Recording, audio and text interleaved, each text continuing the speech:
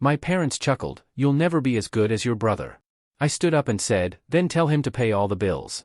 I'm not sending money anymore." My mom was shocked. "What money?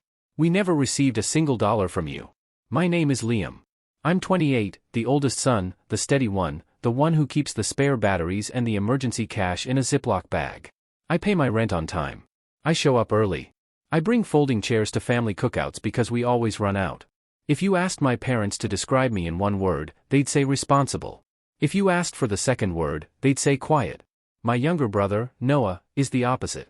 He's the story star of the soccer team, the one with a smile that makes waiters throw in free desserts. He's the guy my parents love bragging about.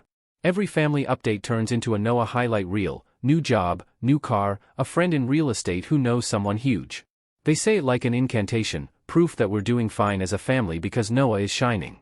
I used to joke that I was the background music while Noah was the lead singer. Except the joke stopped being funny around age 22, when I was working double shifts and still showing up to fix the Wi-Fi and replace the light bulbs at my parents' place because Dad's back hurts and Mom shouldn't be on a ladder. They never asked how I was. They asked what I could do. 2 months ago, we were at my parents' dining table for Mom's birthday. The house smelled like lemon cleaner and roasted chicken. Dad had on the good polo. Aunt Linda kept rearranging the flowers, like that would make the room richer. I brought a carrot cake from the bakery. Mom likes the one with the thick cream cheese frosting. Noah strolled in late with no dessert, no card, just a grin and a story about almost meeting someone from a startup. Everyone laughed like he'd just won a prize. We sat down. Mom opened gifts, a scarf from Aunt Linda, a candle from Dad's coworker's wife. Noah handed over a small box, earrings, real silver, he said, winking. He didn't say who paid. Mom gasped like she'd been handed the moon. I don't know why I expected a thank you for the cake. That's on me. Then Dad refilled his wine, glanced at me, and said it, "You know, Liam, you'll never be as good as your brother." He chuckled like it was a harmless joke. Mom chuckled too. The table joined in. Noah laughed the loudest. I heard it as a sentence, not a joke. I put my fork down. My cheeks were hot. In my head, I counted 11 months of covering their electric last year when Dad's hours got cut, 31 gas fill-ups after Mom's car just needed a little help, 22 transfers labeled groceries because the fridge was empty, and your brother is between paychecks. I counted like breaths. Wow, Aunt Linda said, watching me. Don't be sensitive, honey. I wasn't crying. I was stone. In that quiet, Mom added lightly, "We just want you to be more ambitious, that's all." I reached for my water. The glass shook a little. I told myself to swallow it. Smile. Make a joke. Keep the peace, because that's what I do. But then Aunt Linda turned to Noah and said, "You really are the man of the family." And Mom nodded. A small laugh came from Dad's side. He's the one we can rely on. I don't know why that was the thing that pierced me, but it was. The word rely landed hard. It hit the part of me that keeps spreadsheets of due dates and bank transfers and receipts, the part that memorizes account numbers and Wi-Fi passwords and the exact model of the fridge filter. I didn't say a word. I helped clear the plates, box the leftovers, wipe the counter. When I grabbed my jacket, Mom hugged me without looking at my face and whispered, "Try not to be jealous of your brother." On my way out, Noah clapped my shoulder, "Don't take it personal, man." Outside, the porch light flickered. I stood under it, keys in hand, listening to them laugh through the window. I thought of the Zelle notification from that morning, $220 sent to Mom, groceries. I'd sent it without thinking, like I always did. My phone buzzed, a text from Mom, "We love you. Bring paper towels next time. We're out." No heart emoji. No thank you. Just a list. I drove home in silence. I put the carrot cake box in my fridge, even though it was half empty. I sat on the couch and stared at the receipts folder in my email that I've been building for years like a weird hobby. Little green check marks, $80, $115, $400, $900. It all blurred. The next morning, Dad called and left a voicemail I didn't answer. "Hey, kiddo, don't be dramatic. Family jokes." I played it twice. Then I opened my banking app and scrolled and scrolled and scrolled. That night, I realized the joke was on me. And in the middle of that realization, while I was checking the date of a transfer labeled utilities, my screen lit up with a group chat notification, "Family dinner Sunday, 6 p.m. Don't forget," Mom wrote. I stared at the words for a long time and felt something in me tilt. The money started when I was 21 and thought helping out was what good sons did. Dad called one January after a snowstorm, "Power bill's a little high this month. Can you spot us $120? I'll pay you back Friday." He didn't pay me back Friday. He didn't pay me back ever, but he did ask again in February. We're short on gas money. Just until payday. Then March, groceries.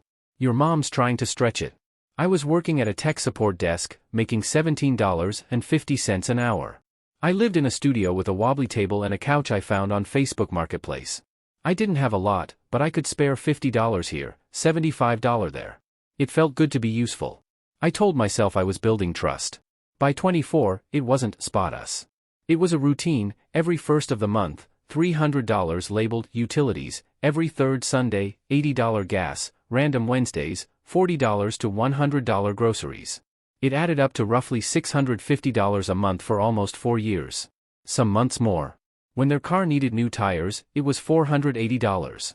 When their water heater broke, my card just for the deposit was $250. That somehow became $250 plus $250 plus, we'll square it later.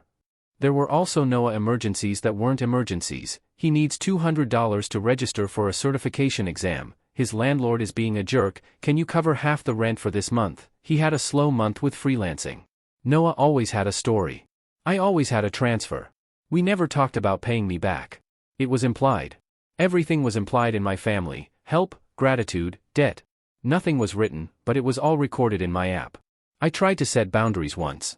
I told Mom I couldn't send money until I refilled my savings. She sighed, "We'll die before we ask you again."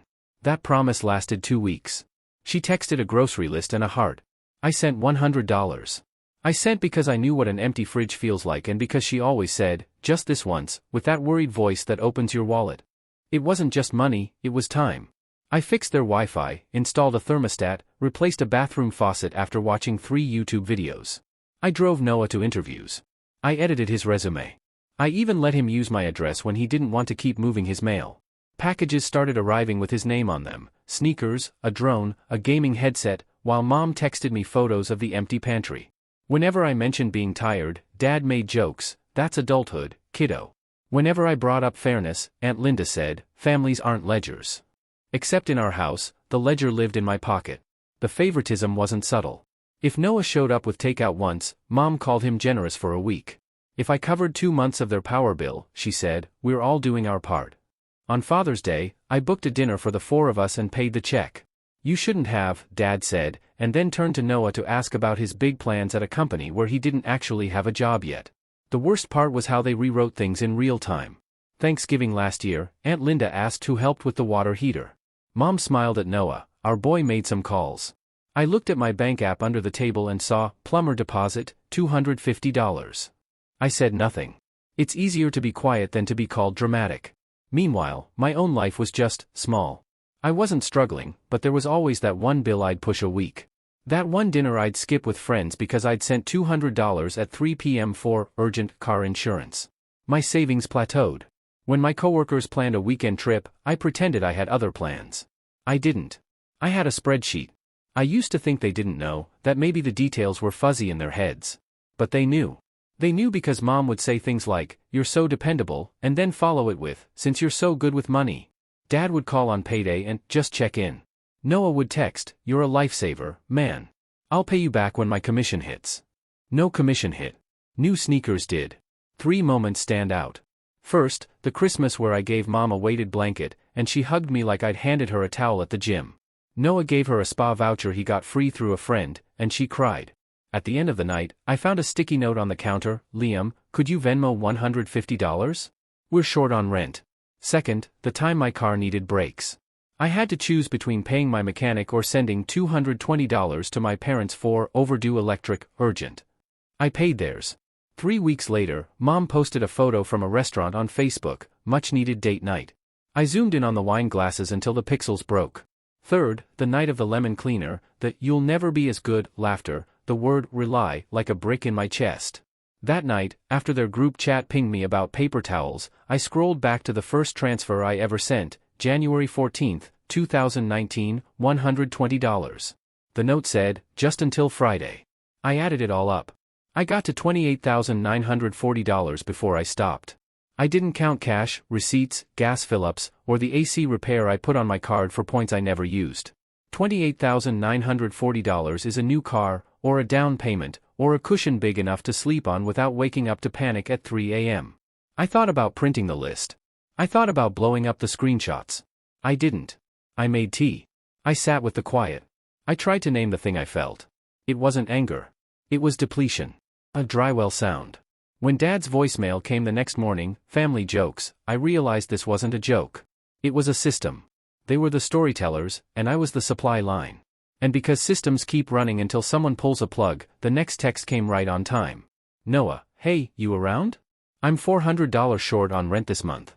I'd ask Mom and Dad, but they're tight. I'll hit you back when I can. You're the best. He added a flex emoji. I stared at the screen for a long time. I typed, let me think. I erased it. 2 days later, Mom texted, we need you Sunday. Dad looked at the bills, and it's not pretty. Bring your checkbook. A smiley face. Bring your checkbook. I screenshot it. I didn't reply. I took a day off work and opened a blank doc. At the top, I wrote, transfers. I listed dates and amounts for 2 hours. I printed it. 9 pages. I put them in a cheap binder from the dollar store. I didn't know if I was going to use it, but I knew I was done pretending this was fair. Sunday came with that heavy, pre-thunder heat. I parked 2 houses down and carried a grocery bag because showing up empty-handed is how you lose the argument before it starts. Inside, paper towels. I rang the bell. Dad opened the door like a principal. Mom was at the table with a calculator and a stack of envelopes. Noah leaned on the counter, scrolling his phone. Finally, Mom said brightly, we were just talking about our plan. Great, I said, and set the bag down. Dad tapped the calculator, we've been doing the numbers. With interest rates and inflation, we need a family approach. We're thinking everyone contributes monthly until things stabilize. Everyone, Noah echoed, not looking up. I pulled out the binder and put it on the table. Before we talk about a plan, can we talk about the last 4 years? Mom blinked. What's that? Receipts, I said. Money I've sent for utilities, groceries, car repairs, rent, all of it. I might have missed a few. Dad's mouth tightened. Liam, this is not the time to play accountant. It's exactly the time. Mom reached for the binder, flipped a few pages, and frowned. What money? We never received a single dollar from you. The room went quiet, not the quiet of thinking, the quiet of gaslighting dropping like a fog. I didn't raise my voice. I slid my phone across the table, opened my bank app. The transfers are there. Notes, dates. If you want, I can print statements. Dad pushed the phone back like it burned. This is disrespectful. What's disrespectful is rewriting my life while asking for my checkbook, I said. I've covered bills since 2019. I could list them one by one, but you can read. Noah finally looked up. Dude, why are you making this weird? It's family. Exactly, I said. Family doesn't deny reality when they're caught. Family says thank you. Mom's eyes flashed. After all we've done for you, the greatest hits album, you're going to throw money in our faces? I'm not throwing it. I'm acknowledging it. I took a breath. My hands were steady. You've depended on me for years. You've called me dependable and then laughed about me being quiet while assigning me the bill. Today, I'm not quiet. Dad leaned forward. So, what do you want? A parade? A medal? I want boundaries, I said. No more monthly transfers, no more emergency Venmos. If you need help, you ask in advance, and you accept no for an answer. Noah scoffed. Then tell him to pay all the bills, I said, turning to Dad. If I'm never as good as my brother, let the golden child be the safety net. Mom stood. How dare you pit brothers against each other? I'm not, I said calmly. You did that a long time ago. The air felt heavy. My heartbeat didn't. It felt slow and even, like a metronome. I thought I would shake. I didn't. This isn't about revenge, I added, voice low. This is about closure. Dad's jaw worked. So, you're cutting us off. I'm ending a system that's been bleeding me dry, I said. I'm not your bank. I'm your son. Mom stared at the binder like it might bite. We never asked you to. You exaggerated. Those were gifts. You love us. I do, I said. And loving you cannot mean bankrupting myself financially or emotionally. Noah laughed. Once, sharp, whatever, man. I picked up the binder, slid the paper towels across the counter, and headed for the door. Liam. Mom called. Don't walk away. You can't just. I can't, I said, hand on the knob. And I am. I stepped into the heat. The door closed behind me like a full stop. My phone started buzzing before I reached my car, 12 missed calls. Then 18. By the time I pulled into my apartment lot, 31. I put the phone face down on the counter and made pasta. I ate standing up, staring at the binder like it was radioactive. When I finally checked my phone, I had 47 unread messages. Mom, you're confused. Come back and talk this out. Dad, you owe us the respect of a conversation. Aunt Linda, money isn't everything, sweetheart. Noah, you really think this makes you the hero? I didn't reply that night. I turned off notifications, cleaned my sink, and went to bed at 9:30, like the most boring rebel alive. I slept 8 hours for the first time in months. Monday, the narrative machine started. A cousin texted, "Heard you blew up at dinner. You okay?" My grandmother left a voicemail that had 2 full minutes of sighing. Dad wrote a group message about entitlement and forgetting where you came from. Mom posted a Facebook status about kids these days with a praying hands emoji. I expected anger. What surprised me was the revised history, immediately, like a show going live with the wrong script. Messages shifted from, "We never received money," to, "We never asked for money," to, "Those were gifts," to, "You never said it was hard." I took a screenshot of each version, not to send, just to keep myself from doubting my own memory later. At work, I backed up the binder as PDFs. And then I did something small that felt huge. I opened my bank app and canceled 3 recurring transfers, utilities, gas, groceries. The app asked, "Are you sure?" I hit yes. My chest felt both empty and light. The calls kept coming. Mom alternated between sobbing and sounding like a customer service rep. "We can start fresh," she said on one voicemail. "Let's just agree on a number. Maybe $300 a month." Dad tried logic, "We're a unit. Everyone does their part." Noah sent me a Venmo request for $400 with the note, "Rent." Last time. I declined it. He sent a question mark. I didn't answer. Midweek, Aunt Linda invited me to coffee, not an ambush, I promise. It was an ambush.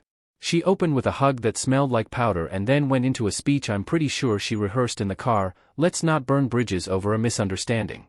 "What misunderstanding?" I asked. She smiled, the way people smile when they think you're 5, "You embarrassed your parents. They feel attacked." "They felt attacked by math," I said. She sighed, "You know your mother. She worries. She says you didn't tell her you were keeping track. So gratitude only counts if I don't keep a receipt?" I asked. "Got it." She blinked, "You're being unkind." "I'm being accurate," I said. I paid for my own coffee and left before she could turn accuracy into cruelty. By Friday, the tone changed. The group chat pinged with, "Family meeting Sunday." I typed, "I won't be there," and sent it before the fear could edit me. Mom replied instantly, "You think you're better than us now?" Dad added, "Don't forget who raised you." Noah texted, "You've always been jealous, bro, sad." I muted the chat. I made a grocery list with exactly what I wanted: berries, pasta, salmon, a kind of yogurt I usually skip because it's not necessary. I bought it. I ate it with a spoon the size of my boundaries. Little practical changes followed. I set up a savings transfer with the same dates and amounts as what I used to send them. Watching $300 slide into my own account on the first of the month was like unlocking a window. I booked a dentist appointment I'd been putting off. I called a therapist and said, "I need help untangling guilt from responsibility." She said, "That's a job I do a lot." At night, the temptation to explain buzzed in me like a mosquito, to send a long, calm message with screenshots and numbered lists and I statements. I didn't. Explaining to people committed to not hearing you is performance art. I didn't have the energy. Still, it hurt. The ache surprised me. I missed the version of our family I kept trying to build with my money and my silence. There were good memories threaded in there: Mom's chicken noodle soup when I was sick, Dad teaching me to change a tire, Noah and I laughing at stupid memes. It's easier to keep paying a tax when you call it love. 2 weeks in, the calls slowed. The guilt didn't, but it got quieter. Then the spin went public. A neighbor sent me a screenshot of Mom's post, "Raising kids is hard when they forget your sacrifices. Some people think everything is about money." Comments poured in, prayers. "Stay strong. Kids these days." Noah posted an Instagram story of his new sneakers with the caption, "Self-made." I almost laughed. I started running again, not to be dramatic, my body needed somewhere to put the tension. 3 miles, then 4. I listened to a podcast about boundaries. The host said, "Say no without a paragraph." I practiced in the mirror, no. It felt like a secret language. The third Sunday, the day I used to send gas money, I drove past my parents' house. Old habit. I parked a street away and sat there like a ghost.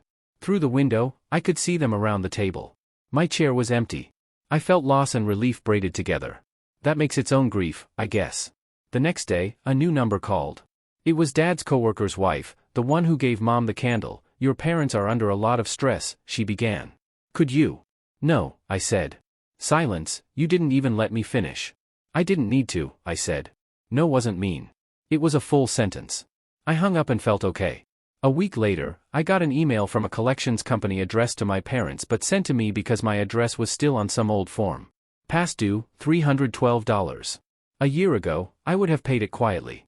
I forwarded it to Mom and Dad with the subject line, "This is your bill, not mine." Mom replied, "Why are you being cruel?" I typed and deleted 20 versions of "I'm not." I closed the laptop. I went for a run. When I got back, there was one more email in my inbox. Not from my parents, from Noah. Subject, "Be real, bro." Body, "We all know you like holding this over us. You always wanted to be the hero. Congrats, you win." I stared at it and felt the anger finally show up. Not loud, just sharp. I replied with one sentence, "I wanted to be your brother." He didn't write back. That night, I set a new rule that sounds silly written out: I will not open the banking app after 9 p.m. There is nothing in there that can fix my family at 9:01. I put my phone on the other side of the room. I slept. Here's what I know now: I can love my family and still refuse to finance their denial. I can be dependable without being a doormat. I can say no and not add a paragraph to make everyone else comfortable. I don't owe anyone my exhaustion. I don't owe anyone my savings. I don't owe anyone the version of me that makes their lives easier at the expense of my own. I'm not sending money anymore, not because I'm angry, though sometimes I am. Not because I need them to suffer. I don't. But because I'm done pretending this is normal. If they ask for help in good faith, clear, specific, with respect, I'll decide case by case. If they try to guilt me, rewrite history, or make my boundaries the problem, the answer is simple: no. The binder is in my closet. I don't look at it often. It's not a trophy. It's a record, a reminder that I'm not crazy. When doubt creeps in, I flip to a page, read a few lines, and then close it. I don't need to keep tallying. The math already did its job. Mom and Dad still text sometimes. They send photos of the dog. They don't say thank you for the years I helped. Maybe they never will. That's their story. Mine is different now. It starts with, "My name is Liam," but it doesn't end with, "reliable." It ends with self-respect. I'm building a new routine. Sunday mornings are for runs and pancakes. The first of the month is for moving money into my own savings. The third Sunday is for calling a friend and making plans I don't cancel. The binder stays shut. If I had to put it in one line, the line I wish someone had given me at 21, it would be this: this isn't about revenge. This is about closure. And here's my final promise to myself, simple and solid: I won't let anyone turn my love into a bill.